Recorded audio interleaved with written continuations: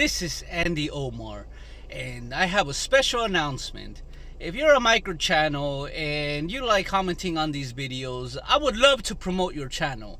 So, with your permission, comment down below with your channel, and definitely I would love to promote it. So, I think this is the best way for people to get noticed more. At least more real YouTubers, more people with more realism can go out in the spotlight.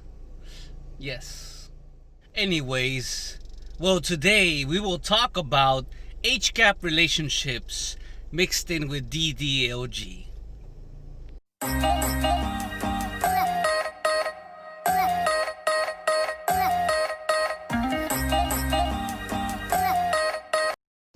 Alright, so I'm using a brand new phone. This is a X50 Pro, which barely came. I ordered since March, and then it barely came September.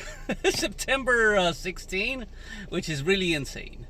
Anyways, I want to talk about, what is this? H-gap relationships.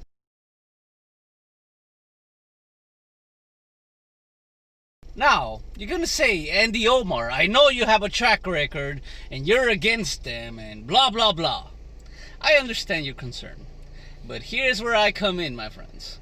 The thing is that I have nothing wrong against the age gap relationships. They are fine. As long as you're not being predatory about it. As long as your children, they're not older than what your girl is. Predatory track record, and at the same time it's where they present their girls as trophies and they post it all over Facebook and all that shit. I can understand if you're trying, you have maybe somebody that's 20 and you're keeping the relationship normal. I can understand that some people, they're older and they make, relationships with certain girls that are 18 or 19. It's okay as long as her mindset is right. So this is where I'm getting more into about the mindset. As long as the girl's mindset is alright. A lot of people, they're not doing nothing illegal or anything like that, and at times I wouldn't criticize them. The only time I would really criticize them a lot is when the woman actually, she's not in the mental state that she's supposed to be. The girl can be 21, she could be 22, 24 years old, but her mentality, it's like a 12-year-old. You guys get it? There's women that I've dated are like 32, but they have the mentality of a 15-year-old. They look at toys and they love the toys. And that is really weird at 32 years old. And then you gotta play daddy. I was in a relationship before with a 21-year-old, and it basically felt like a daddy, regular person relationship. Like most of the times I'm the one that's supplying everything and they're not giving anything back. So it was like I was the daddy or I was the crazy uncle or something like that, right? Like it makes you feel weird. Like you guys have to think about it. It does make you feel weird after a certain time. I can get a lot of you guys, they're very legitimate relationships, but there are those who actually embrace this kind of ideal, this kind of ordeal, where, a girl that's over the age of 18 and still looking at Barbies and dolls, or still watching cartoons and still into those little things. I can get it if it's anime or something, but I'm talking about cartoons like Larva, Dora the Explorer. I'm talking about things like Minions. Then that it gets weird. That really gets weird in that part. So that is the one thing that I was gonna more talk about. So yeah. And a lot of the mental capacity, like you see a little frog or a shark, you're like, wow, like a little 12-year-old, you're so amazed at the aquarium. Or for example, not only the aquarium, it can be things like, you're just so amazed at a puppy. Yeah, look at the puppy. And then you act like a 10-year-old. Those are the things that I'm concerned about. They can be of legal age, yeah, but the mental capacity is not there. As I said before, the perfect age is 24 and above because a lot of them, they already have their degrees, they already have a job, they already have working experience. If you meet a girl that's around 24 years old and she doesn't have any of that, I think it's time to go because that girl is not going to do jack shit for you. Definitely not. Yeah, so there is something wrong when your girl watches Minions. There is something wrong when you have to sing her lullabies, sing her Baby Shark, sing her Daddy Daddy Yes Papa, watch cartoons with her. That is a form of a fetish. And that fetish is DDLG. Alright, so we're gonna talk about DDLG. DDLG is a really weird thing. It's a daddy dom little girl, which is part of the BDSM community, which is basically a power exchange.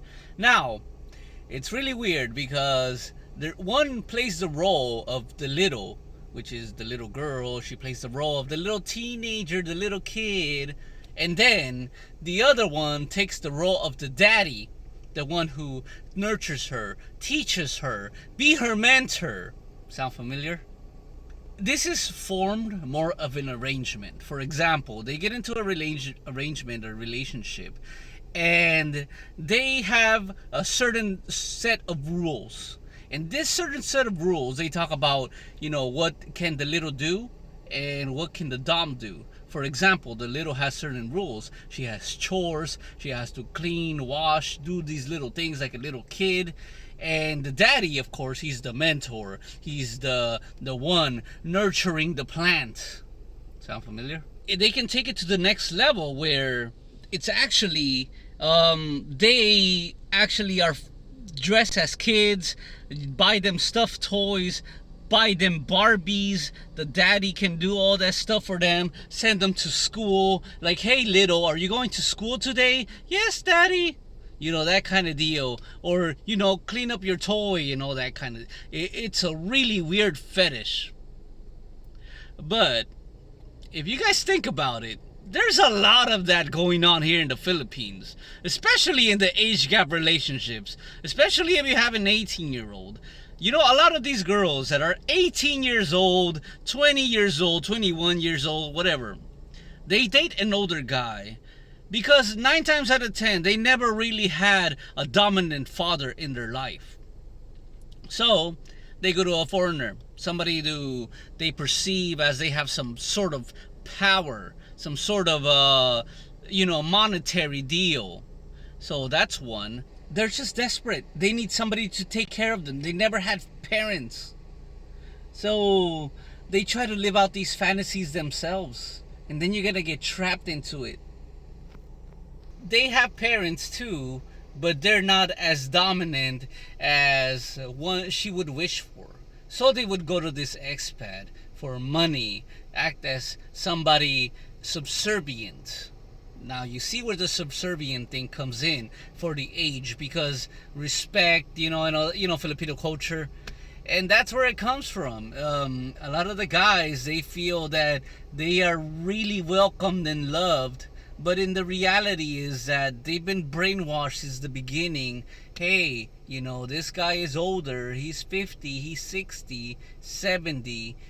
You have to respect him and give him everything he wants because he's older. It's not because she loves you. It's because they have this stigma, this respect, this type of culture. And a lot of guys fall for it, especially on the monetary level. The second one is because they're desperate and they're poor and they just want to, support their family. Like somebody does in Mindanao, they give them money to their family. And of course, with these DDLG relationships, a lot of things come in play. For example, rewards, punishments. For example, rewards. It can be like buying a brand new cell phone, sending money to the family. Punishment can be something like, I'm not buying your favorite food anymore, or some kind of deal. You know how foreigners, expats do punish their girls for doing something, right? A monetary type of abuse. And obviously they do it because obviously she's living on his pocket. So obviously the girl has to do something. So it's like a form of slavery, if you will.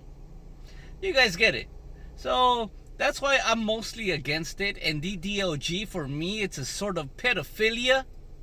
Yes, pedophilia, because they get the smallest, the tiniest girl, the youngest looking girl, in order to, fuck her.